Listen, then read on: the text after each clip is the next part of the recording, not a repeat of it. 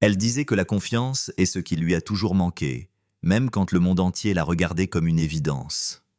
À 43 ans, Anne Hathaway ne cherche plus à paraître, elle cherche à comprendre. Sa voix, aujourd'hui, n'a plus la légèreté des premiers rôles, ni l'insouciance des tapis rouges. Elle parle comme quelqu'un qui a longtemps porté un secret trop lourd, trop intime pour être livré au magazine. Et pourtant, ce secret concerne un homme dont le simple nom déclenche fascination, controverse, admiration ou rejet, Johnny Depp. Ils ne viennent pas du même univers, ni de la même génération artistique. Elle, façonnée par le théâtre, l'exigence et la discipline. Lui, enfant du rock, du cinéma instinctif, du mystère. Mais quelque chose, dans leur trajectoire, a créé une brèche, un instant suspendu, une rencontre qui, selon ses propres mots, l'a dérouté. Anne Hathaway raconte que cette rencontre ne ressemblait pas aux autres, pas comme lorsqu'elle croise des icônes d'Hollywood, pas comme lorsqu'on lui présente une légende avec un sourire convenu. Elle parle d'un vertige, d'une phrase que Johnny aurait murmurée, presque pour lui-même, mais qu'elle a entendue comme une révélation. Elle dit « J'ai compris à cet instant que je n'étais pas prête, pas pour lui, pas pour ce qu'il représentait. Pourquoi maintenant ? Pourquoi briser le silence alors qu'elle l'a gardé pendant plus d'une décennie ? Parce que, selon elle, le temps a cessé d'être un refuge.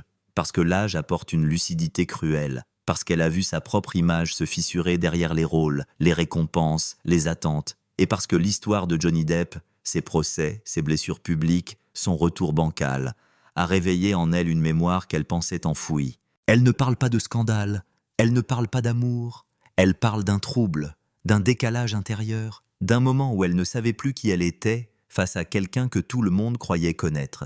Et elle confie, dans un souffle, « J'ai voulu me taire pour ne pas ajouter au bruit autour de lui. Mais aujourd'hui, je veux expliquer ce que cette rencontre a changé en moi. » Johnny Depp, dans cette ouverture, n'est pas décrit, pas jugé.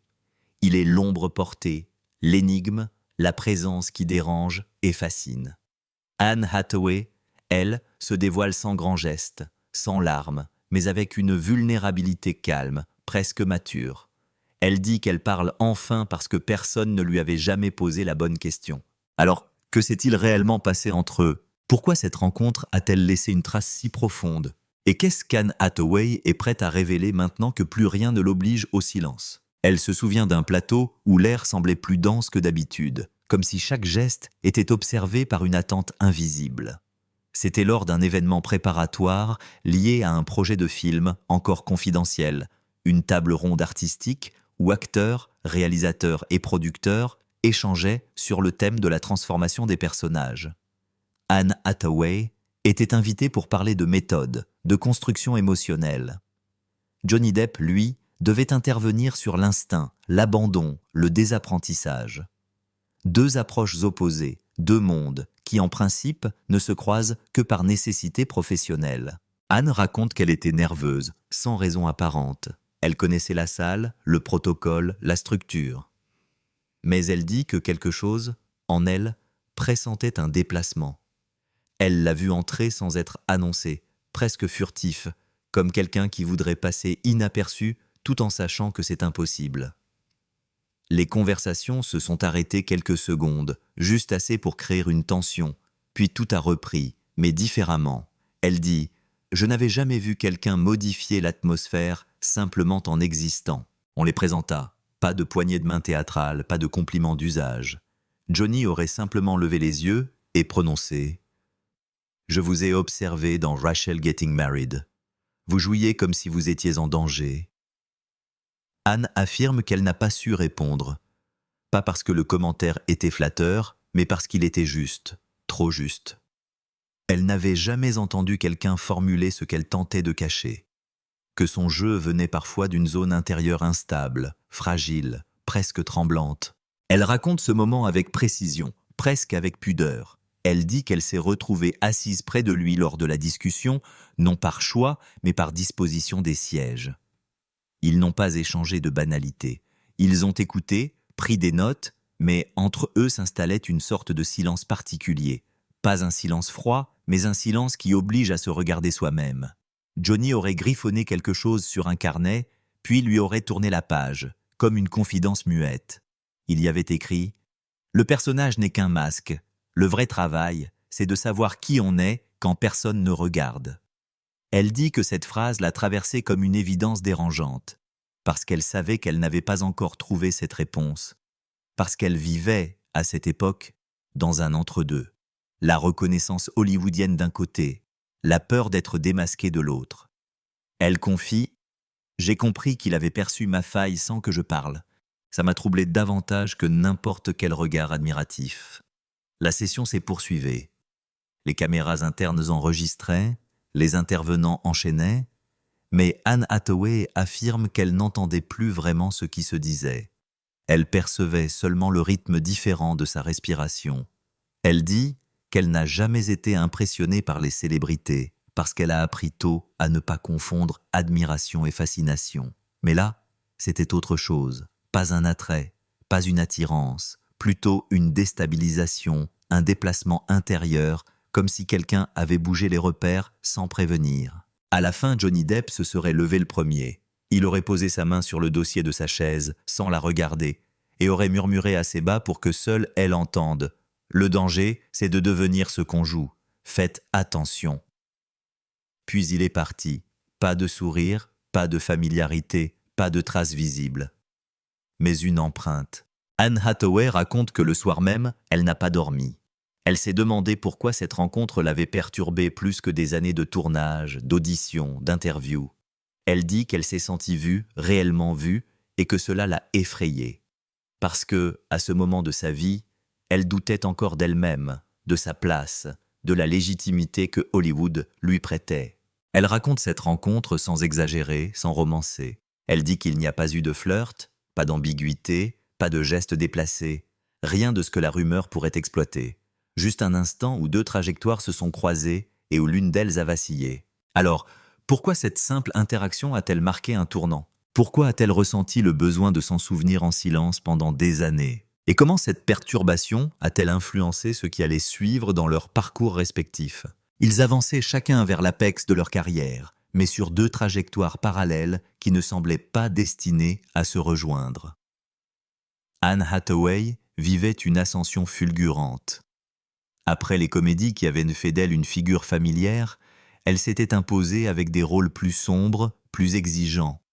Les critiques parlaient de métamorphose, de maturité, d'une actrice capable de se réinventer. Puis il y eut Les Misérables, la récompense suprême, l'Oscar, les applaudissements debout, les interviews où sa voix tremblait encore. Elle rayonnait, mais elle dit aujourd'hui que, derrière ce rayonnement, existait une tension invisible. Je me sentais célébré, mais pas aligné avec moi-même. Johnny Depp, lui, vivait un autre type de gloire, celle qui dépasse le cinéma pour s'ancrer dans la mythologie collective.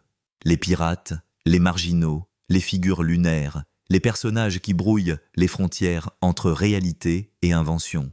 Il était, à ce moment-là, l'icône incontestée d'un imaginaire mondial. Les studios misent sur lui, le public l'adule. Les metteurs en scène le considèrent comme un phénomène rare. Mais derrière les projecteurs, les premiers signes de tourmente apparaissaient. Non pas encore publics, mais perceptibles pour ceux qui savaient regarder. Anne dit « On sentait qu'il portait quelque chose de lourd, mais il le cachait derrière l'humour, le mystère et cette façon flottante de parler. Ils ne travaillaient pas ensemble, ils ne se fréquentaient pas. Mais leurs noms réapparaissaient côte à côte dans les conversations des studios, dans les projections privées, dans les dossiers de casting. Certains producteurs évoquaient une collaboration éventuelle. D'autres imaginaient une dynamique étonnante à l'écran, la fragilité contenue d'Anne face à l'énigme de Johnny. Elle dit qu'elle entendait ces murmures sans y prêter attention, ou du moins c'est ce qu'elle croyait. Pourtant, quelque chose en elle restait accroché à cette première rencontre. Au milieu des tapis rouges, des robes haute couture, des caméras alignées comme des miradors lumineux, elle confie qu'elle repensait parfois à cette phrase écrite dans le carnet. Le vrai travail, c'est de savoir qui on est quand personne ne regarde. Elle dit que ces mots la suivaient comme un fil tendu entre son succès public et son vide intime. Pendant ce temps, Johnny Depp devenait un personnage public entouré de rumeurs, de commentaires, d'interprétations. On parlait de ses excès, de ses silences, de ses absences. Mais à l'écran, il restait incandescent. Hollywood continuait de le considérer comme une force créative indomptable. Anne Hathaway, elle, apprenait à respirer sous le poids d'une célébrité qui la dépassait. Elle raconte « Je voulais être à la hauteur, mais je ne savais plus de quoi exactement. » Les années de gloire ont ceci de cruel. Elles donnent l'illusion d'une solidité intérieure. Elles font croire que le succès est synonyme de certitude. Mais Anne Hathaway affirme qu'elle vivait l'inverse. Plus elle montait, plus elle doutait. Plus elle recevait, plus elle se sentait insaisissable à elle-même. Et c'est précisément là, dit-elle, que le souvenir de Johnny Depp réapparaissait. Non pas comme une présence, mais comme un rappel. Un rappel de ce moment où elle s'était sentie démasquée sans être jugée. Elle dit que parfois, lors des interviews, lorsque les journalistes lui demandaient ce qui l'inspirait, elle pensait à ce regard bref, à ce commentaire précis, mais elle répondait autre chose. Elle gardait cela pour elle. Non par secret romantique, mais par pudeur, parce qu'elle avait peur qu'on interprète ce trouble comme une fascination, alors qu'il s'agissait d'un miroir qu'elle n'avait pas choisi. Pendant ces mêmes années, Johnny Depp entrait progressivement dans une spirale médiatique dont il ne sortirait plus indemne. Les procès, les témoignages, les déchaînements sur les réseaux. Anne Hathaway, déjà mère, déjà plus sereine, observait tout cela à distance. Elle dit qu'elle ressentait une forme de malaise, non pas devant l'homme, mais devant la violence du monde qui le broyait. Elle se souvenait du silence entre eux, du murmure, de l'avertissement. Faites attention. Et c'est là que naît la question centrale de cette partie du récit. Comment deux existences au sommet peuvent-elles être traversées par une fragilité identique? Pourquoi ce souvenir isolé continue-t-il de résonner au milieu du triomphe? Et que se passe-t-il lorsque la gloire commence à se fissurer? Mais alors, quelque chose a commencé à se déplacer, lentement, presque imperceptiblement. Pour Anne Hathaway, les premières fissures n'étaient pas visibles sur les écrans ni dans les magazines, mais dans ces moments où le silence intérieur prenait plus de place que les applaudissements. Elle raconte qu'après la naissance de son premier enfant, elle a ressenti un basculement inattendu. Non pas une chute, mais une déconnexion subtile. Je jouais, je souriais, mais il manquait une vérité en moi. Elle se surprenait à douter de son instinct, à questionner des choix qu'elle n'aurait jamais remis en cause auparavant. Les studios la voulaient encore, les scénarios arrivaient, mais elle se sentait ailleurs, comme en retard sur sa propre vie. Pourtant, de l'autre côté, Johnny Depp vivait une fissure d'une autre nature, publique, amplifiée, déformée. Les premières tensions dans sa vie personnelle devenaient matière à spéculation. Les tabloïds s'emparaient de détails, les commentaient, les exagéraient, les retournaient. Les réseaux sociaux transformaient chaque rumeur en vérité instantanée. Il restait silencieux, opaque, insaisissable. Anne dit qu'elle suivait cela sans voyeurisme, mais avec une forme d'appréhension, parce qu'elle se souvenait de ce regard, de cette phrase, de cette vibration d'âme qu'elle avait perçue lors de leur rencontre. Je savais qu'il y avait une fragilité derrière l'icône. Je l'avais vue sans comprendre. Ce soir-là, Anne Hathaway se trouvait à un gala où son nom devait être honoré pour son parcours et son influence artistique. Les caméras la suivaient, les projecteurs l'enveloppaient. Et pourtant, elle raconte qu'elle s'est sentie vide, comme si son corps avançait sans elle.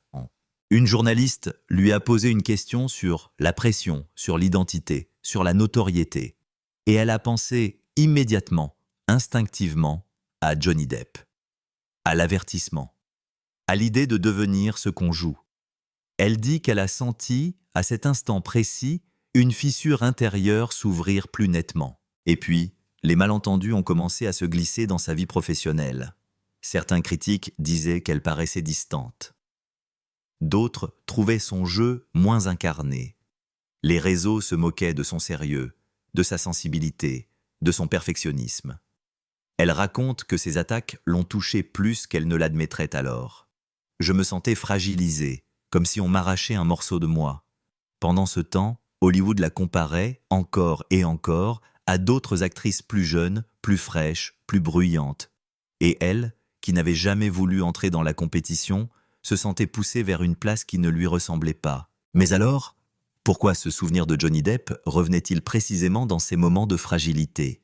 Pourquoi son esprit associait-il son malaise à cette rencontre lointaine? Anne l'explique ainsi. Il avait mis des mots sur une vérité que je ne voulais pas regarder. Elle comprenait désormais que ce trouble n'était pas lié à lui, mais à elle-même, à ce qu'elle cachait, à ce qu'elle redoutait. Pour Johnny, les fissures prenèrent la forme d'un effondrement progressif. Les accusations, les procès, les vidéos, les témoignages. Hollywood se détournait, les contrats se rompaient, les studios ne voulaient plus prendre le risque. Le public se divisait, les amis se faisaient silencieux.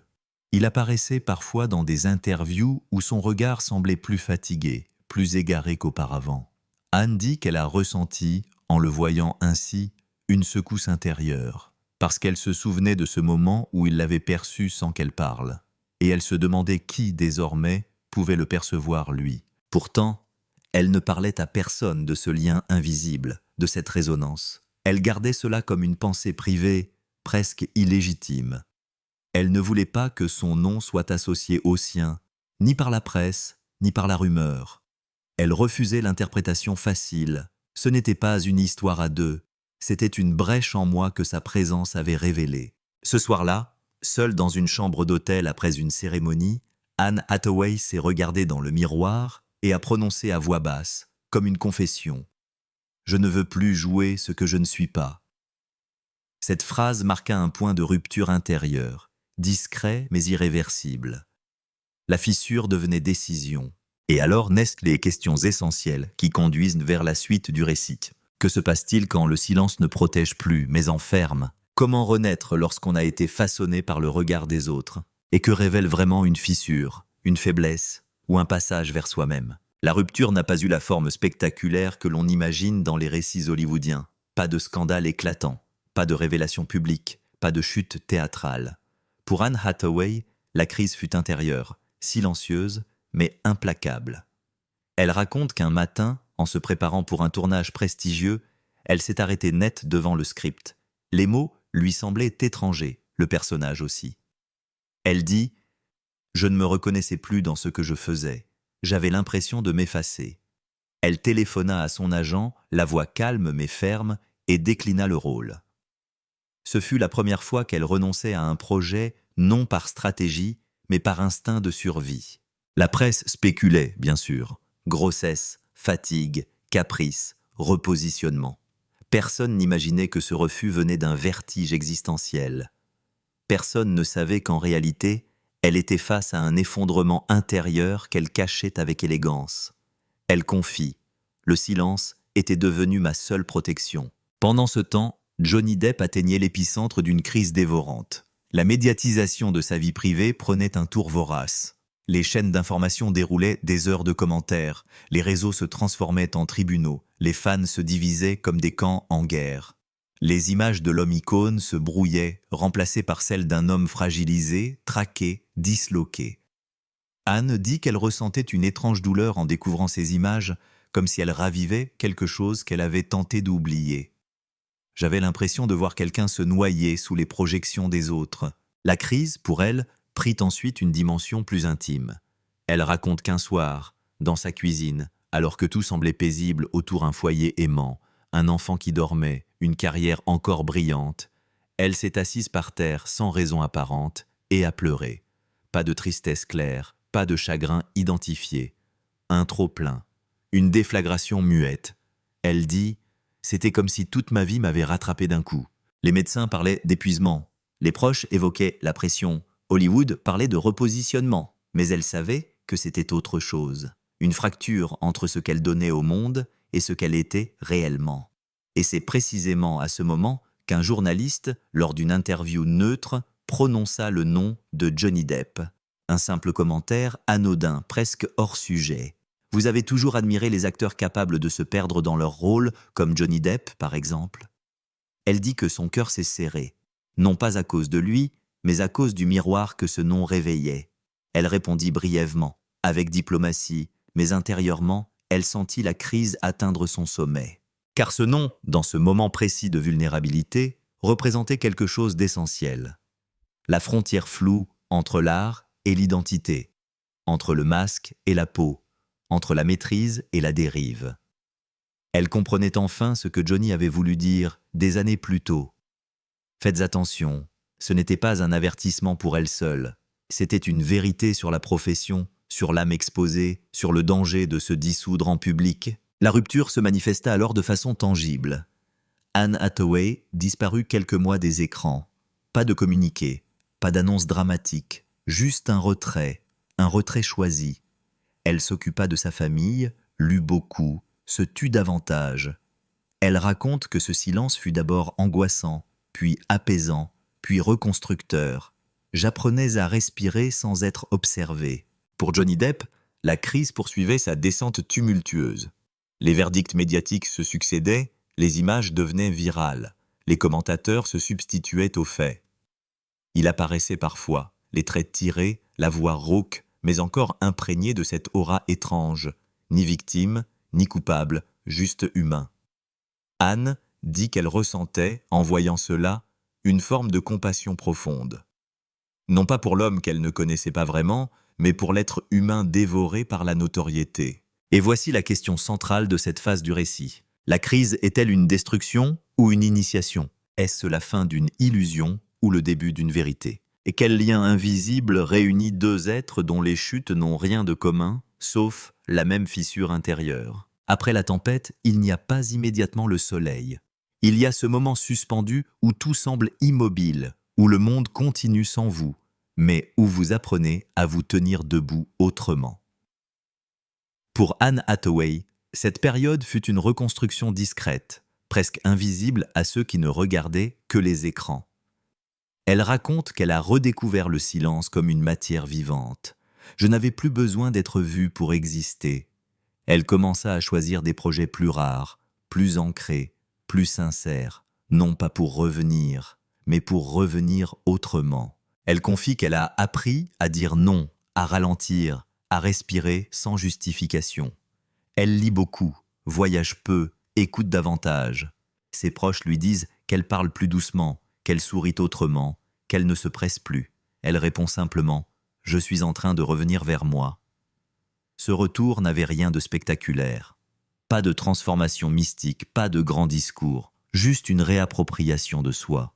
Et pourtant, dans cette période de renaissance tranquille, le nom de Johnny Depp revenait parfois, non pas dans sa vie, mais dans l'actualité, dans les écrans, dans les conversations du monde. Les procès, les retournements, les témoignages, les prises de position publiques. L'opinion changeait, se renversait, se reformait. Certains disaient qu'il était enfin entendu. D'autres maintenaient le doute.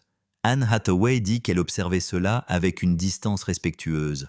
Je ne voulais pas juger. Je ne voulais pas participer à cette cacophonie. Je ne connaissais pas sa vérité. Je ne connaissais que le regard d'un instant. Mais un jour, alors qu'elle donnait une interview plus intime sur la maturité, un journaliste lui demanda ce qui l'avait aidé à traverser ses doutes.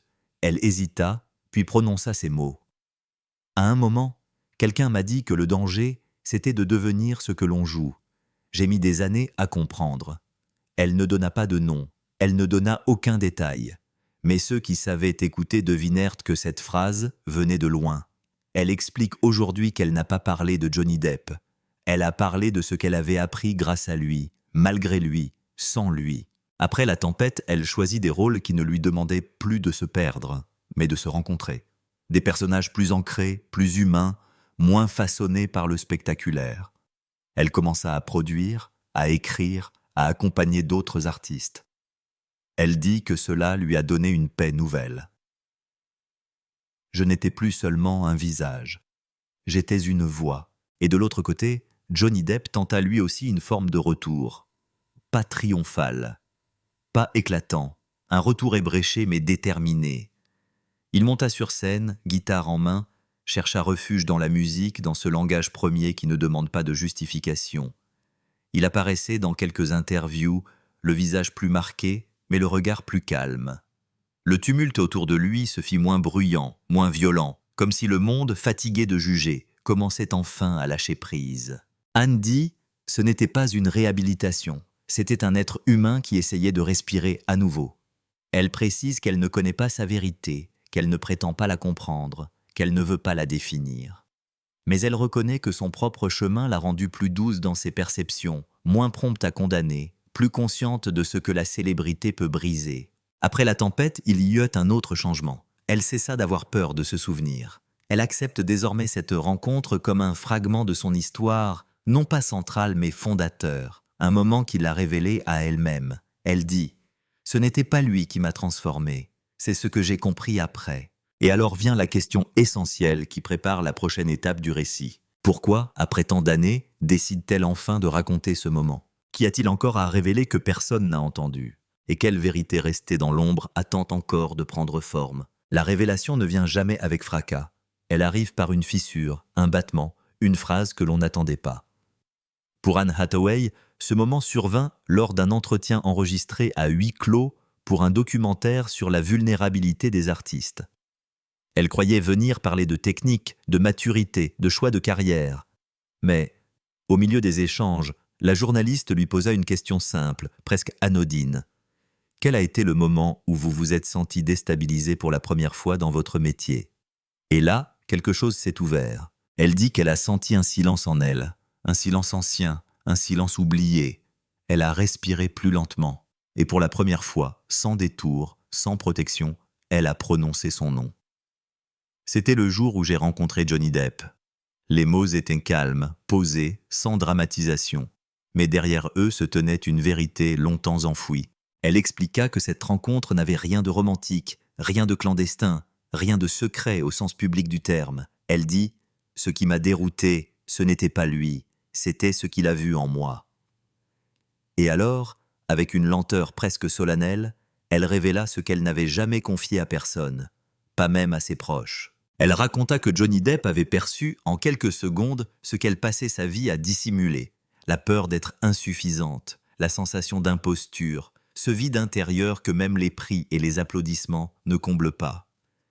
Elle dit que, ce jour-là, elle s'était sentie exposée sans être humiliée, vue sans être jugée, touchée sans qu'aucun geste ne soit posé. C'était la première fois que quelqu'un reconnaissait ma fragilité sans que je la montre. La journaliste resta silencieuse. Les techniciens aussi. On entendait seulement le léger froissement du micro. Anne poursuivit, d'une voix plus basse. « J'ai longtemps cru que cette rencontre m'avait ébranlé parce qu'il était une icône. Mais ce n'est pas vrai.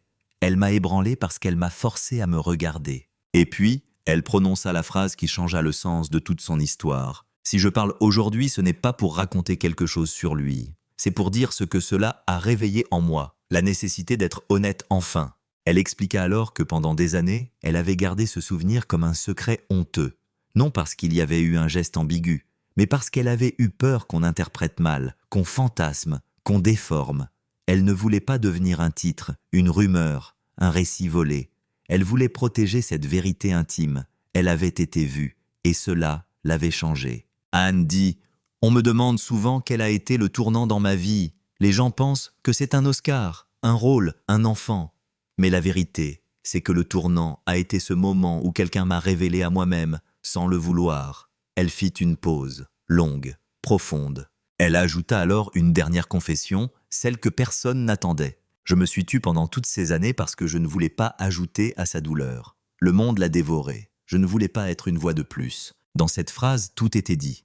La pudeur, la retenue, la loyauté silencieuse envers quelqu'un qu'elle n'a jamais vraiment connu.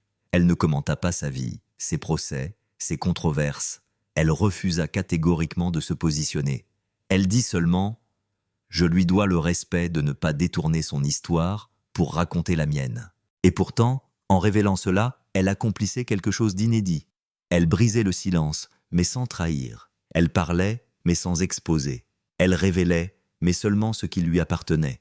Alors se pose la dernière série de questions, celles qui conduisent à l'épilogue. Que reste-t-il après une vérité dite sans bruit? Que devient une rencontre lorsqu'elle n'appartient plus au secret? Et comment conclure une histoire qui n'a jamais vraiment commencé? Une histoire qui n'a jamais commencé ne peut pas vraiment se terminer. Elle laisse derrière elle une trace fine, une poussière d'instant, quelque chose qui ne s'explique pas mais qui demeure. Pour Anne Hathaway, cette rencontre avec Johnny Depp ne fut ni un chapitre, ni une parenthèse, ni une tentation.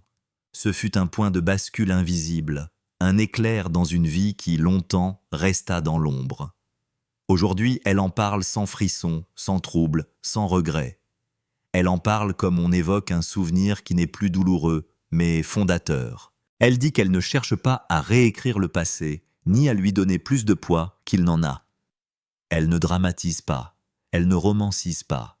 Elle raconte simplement ce qui fut vrai pour elle. Un regard, une phrase, un dévoilement intérieur. Elle insiste. Ce n'était pas une histoire à deux. C'était une révélation pour moi seule. Et dans cette précision réside toute la dignité de son récit. Johnny Depp, dans cet épilogue, n'est pas un héros, ni un symbole, ni une projection. Il est un être humain qui traverse sa propre trajectoire, chaotique, brillante, brisée, recomposée. Anne Hathaway refuse de commenter sa destinée. Elle dit « Ce qui lui appartient ne m'appartient pas ». Et l'on comprend que cette réserve n'est pas de la distance, c'est du respect, le respect de la complexité, du vécu, du silence nécessaire. Ce qui reste, alors, c'est la transformation d'Anne. Un chemin plus ancré, plus apaisé, moins façonné par l'attente des autres. Elle ne cherche plus à convaincre, elle ne cherche plus à plaire. Elle choisit, elle construit, elle respire. Ses proches disent qu'elle est plus vraie, plus douce, plus pleine. Elle répond simplement « Je suis entière ». Le public, lui, ne saura jamais tout. Et c'est mieux ainsi. Dans un monde où tout se consomme, où tout se commente, où tout se dissèque, il existe encore des récits qui ne doivent pas être déformés. Celui-ci en fait partie. Un récit intime, sans scandale, sans bruit, sans sensationnalisme. Un récit qui parle de vulnérabilité, d'identité, de ce moment où l'on cesse de se fuir. La caméra, si elle existait ici, ne chercherait pas à zoomer. Elle resterait immobile. Elle laisserait le silence respirer, car parfois, la conclusion n'a pas besoin de mots, seulement d'un espace. Anne Hathaway dit qu'elle n'a rien à ajouter. Elle ne donnera pas davantage de détails. Elle ne reviendra pas sur cette révélation. Elle l'a offerte une fois, calmement, proprement, sans attente. Et maintenant, elle la laisse reposer. Je ne veux pas que cela devienne une histoire. Je veux que cela reste une vérité. Et c'est peut-être cela, l'essence de ce récit. Une vérité douce, discrète, qui ne cherche pas à s'imposer. Une vérité qui n'a blessé personne, qui n'a trahi personne, qui n'a servi aucun spectacle. Une vérité humaine. Le documentaire se referme comme on referme un livre que l'on a lu sans bruit. Pas de morale, pas de jugement, pas de conclusion définitive. Juste un souffle, une trace, une lumière qui s'éteint lentement. Et sur la table, il reste une photo. Le temps, lui, ne dit plus rien.